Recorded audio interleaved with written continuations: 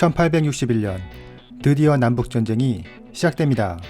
전쟁이 발발하기 전에 미국에는 약 1만 6천 명의 정규군이 있었습니다. 이들은 각각 북부군과 남부군으로 갈리게 되었고, 따라서 양측은 추가적인 병력을 모집하게 됩니다. 미국은 이 전쟁이 단 한두 번의 전투로 승패가 갈릴 것이라 예상했습니다. 그래서 북부는 민병대 7만 5천 명을 모집했는데 이들의 복무 기간은 단 3개월이었습니다. 당시 북부군의 전쟁 계획을 살펴보면 먼저 워싱턴에서 매너서스, 프레드릭스버그를 거쳐 남부의 수도인 리치몬드를 점령합니다. 다른 부대는 켄터키주와 테네시주를 거쳐 남부의 조지아를 점령하는 것입니다. 반면 남부군의 전쟁 계획은 매너서스와 프레드릭스버그를 통해 워싱턴을 점령하는 것입니다. 그리고 다른 방법은 세넌도어 계곡을 거쳐 포토맥 강을 도하하고 워싱턴과 볼티모어, 필라델피아를 점령하는 것입니다. 이 당시의 전투 방식을 살펴보겠습니다. 남북전쟁은 보통 중세의 마지막 전쟁이자 최초의 현대전이라는 복합적인 성격을 가지고 있다고 합니다. 부대의 구성은 크게 보병과 기병, 포병으로 나누어지는데, 보병은 과거 로마군처럼 밀집 대형을 이루면서 이동을 했고, 적과 매우 가까운 거리까지 다가가서 머스킷총을 발사했습니다. 이 총의 유효 사거리는 270m 정도이고 최대 사거리는 700m입니다. 장전하는데 시간이 걸리기 때문에 숙련된 사수는 1분에 3발 정도를 발사할 수 있었습니다. 남북전쟁에서 보병들이 꼭 노출된 상태에서만 사격을 했던 것은 아닙니다. 남부의 일부 부대에서는 참호를 파고 그곳에 들어가 사격하는 방법을 택하기도 했습니다. 기병은 적정을 파악하기 위한 정찰이나 아군의 축후방 방호, 부대 간 연락에 이용되었으며, 말을 타고 있는 사람들은 주로 지휘관이나 연락병이었기 때문에 저격병의 주요 목표가 되었습니다. 포병은 4파운드에서 12파운드의 포를 사용했는데 사거리는 보통 700m에서 900m 정도였습니다. 포탄은 적의 축성물을 파괴하는 목적의 솔리드샷,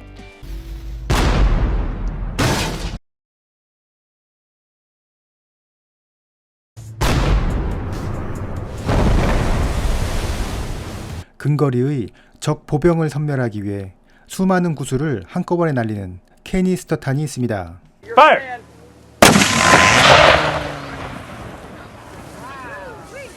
다음은 양측의 지휘관을 살펴보겠습니다.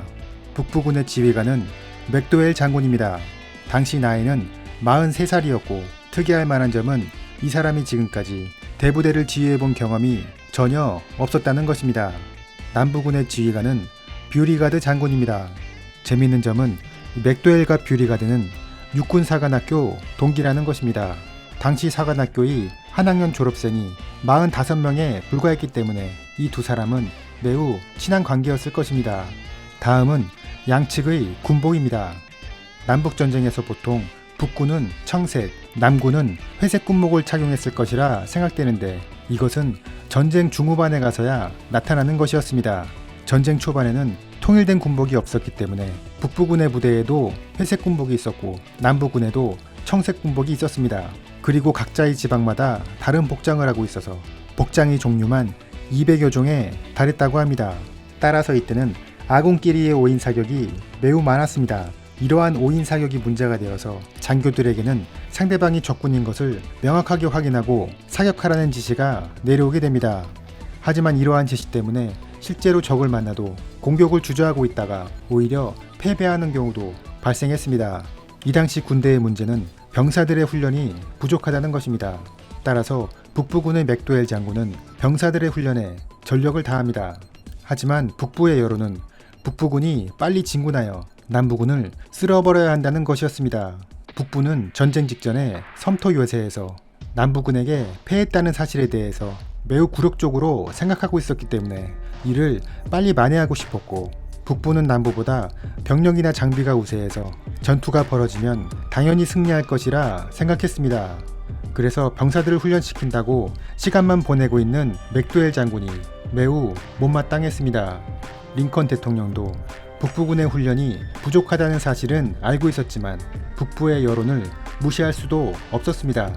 그리고 중요한 것은 병사들의 계약 기간이 3개월이었고 이제 그 시간이 점점 다가오고 있었기 때문에 계약이 만료되기 전에 빨리 전쟁을 끝내고 싶었습니다. 그래서 링컨 대통령은 맥도웰 장군에게 우리 병사들의 훈련이 부족하지만 남부군의 훈련도 부족한 것은 마찬가지다 라며 설득합니다. 1961년 7월 17일 북부의 맥도웰 장군은 드디어 병력을 움직이기로 합니다. 당시 남부군은 북부군의 진격이 예상되는 셰넌도어 계곡에 1만 2천 명을 배치하고 북부군도 이에 대항하여 여기에 1만 8천 명을 배치합니다.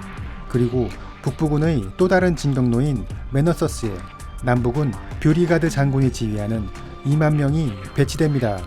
메너서스는 3개의 철도가 교차하는 교통의 요충지였기 때문에 이곳은 남부와 북부에게 모두 중요한 장소였습니다. 맥도웰 장군은 3만 5천 명의 병력을 이끌고 메너서스를 향해 진격합니다. 북부군은 군대를 둘로 나누어 한쪽 부대가 적의 정면을 공격하여 기만하고 주력 부대를 우회시켜 적을 포위 섬멸한다는 계획이었습니다. 남부군의 계획 또한 북부군과 같았습니다. 북부군의 왼쪽을 공격하여 그쪽으로 적의 병력이 몰리게 하고 그 사이 주력 부대가 우회 공격한다는 것이었습니다. 북부의 대부대는 워싱턴을 출발하여 주 경계선을 넘었고 남부의 도시 센트레빌에 무혈 입성합니다. 이곳에서 미리 계획한 대로 군대를 둘로 나누어 선두부대인 테일러 사단이 정면을 공격하고 주력 부대가 우회하여 들어갑니다. 남부군의 걱정은 자신들의 병력이 북부군보다 부족하다는 것이었습니다. 따라서 남부군은 전투의 승패를 결정짓게 되는 기만작전을 계획합니다. 그것은 세넌도 계곡에 있는 병력을 몰래 메너서스로 이동시키는 것입니다.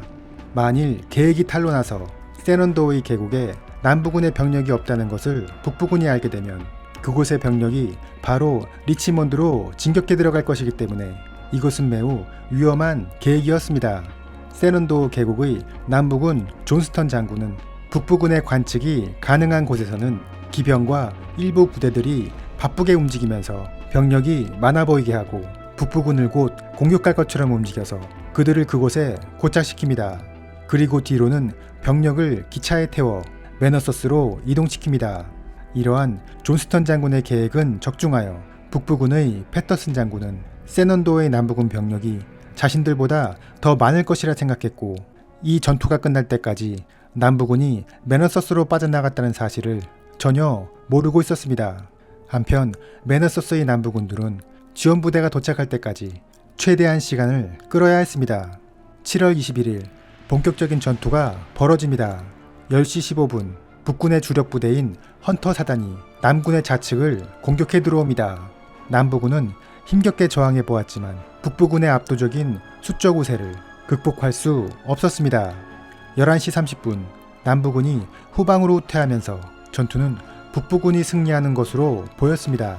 여기에서 북부군의 맥도웰 장군이 결정적인 실수를 하게 되는데 그것은 남부군에 대한 공격을 멈추고 2시간 정도 지체했다는 것입니다.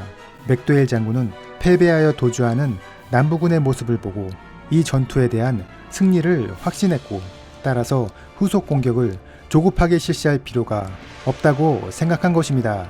이렇게 소중한 2시간이 지나가는 동안 셰넌도 계곡에서 출발한 남부군 병력들이 속속 도착하게 됩니다.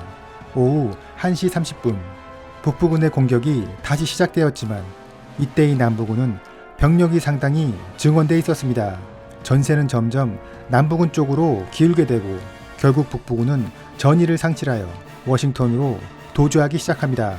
이제 상황은 역전되어 남부군의 추격이 시작됩니다. 당시 북부의 일부 귀족들이 이 전투를 구경하기 위해 북부군의 뒤를 따라와서 상황을 관전하고 있었습니다. 이들은 이 전투를 북부군이 당연히 이길 것이라 판단하고 이 좋은 볼거리를 보기 위해 관전하러 온 것입니다. 하지만 북부군이 패배하여 도주하고 있다는 소식을 접하게 되자 이들은 큰 충격에 빠집니다. 귀족들은 서둘러 도망가기 시작했는데 좁은 다리 때문에 병목 형상이 생기자 관람 장소는 아수라장이 됩니다. 양측의 피해 규모를 보면 북부군은 사망 460명, 부상 1100명, 포로 1300명입니다. 남부군은 사망 380명, 부상 1,500명, 포로 13명입니다. 북부군의 패배 원인을 살펴보면 세논도 계곡에서 남부군의 병력이 이동하는 것을 파악하지 못했다는 것입니다. 그리고 오전에 전투가 끝난 후 2시간의 여유를 주어 남부군이 회생할 기회를 주었다는 것입니다. 마지막으로 병력 운영의 실패입니다. 장군을 포함한 대부분의 장교들이 대부대를 지휘한 경험이 없었기 때문에 북부군은 병력이 더 많았음에도 불구하고 부대 운영을 효과적으로 하지 못했던 것입니다. 일부 병력들은 지시가 없어 전투를 구경만 하고 있었고 합동 공격을 해야 할 시점에 연대 병력만을 축차적으로 투입하여 병력을 소모시켰던 것입니다. 불련 전투는 북부에 큰 충격을 안겨주었습니다. 이 전쟁을 자원과 병력이 우세한 자신들의 당연한 승리로 알고 있었는데 불련 전투에서 패배했다는 소식이 전해지자 그들은 이 전쟁의 심각성을 다시 인식하게 됩니다. 병사들의 생각도 달라집니다. 이 전투 전의 병사들은 전쟁을 신나는 경험 정도로 생각하고 있었고 자신이 전투에 참가하기 전에 전쟁이 너무 빨리 끝나버리는 것을 오히려 걱정하기도 했습니다. 하지만 불련 전투에서 전쟁의 잔인함을 경험하게 되면서 이제 병사들에게 전쟁은 점점 공포로 다가오게 됩니다. 이렇게 4년간에 걸친 남북전쟁이 시작됩니다. 이상으로 불련 전투였습니다.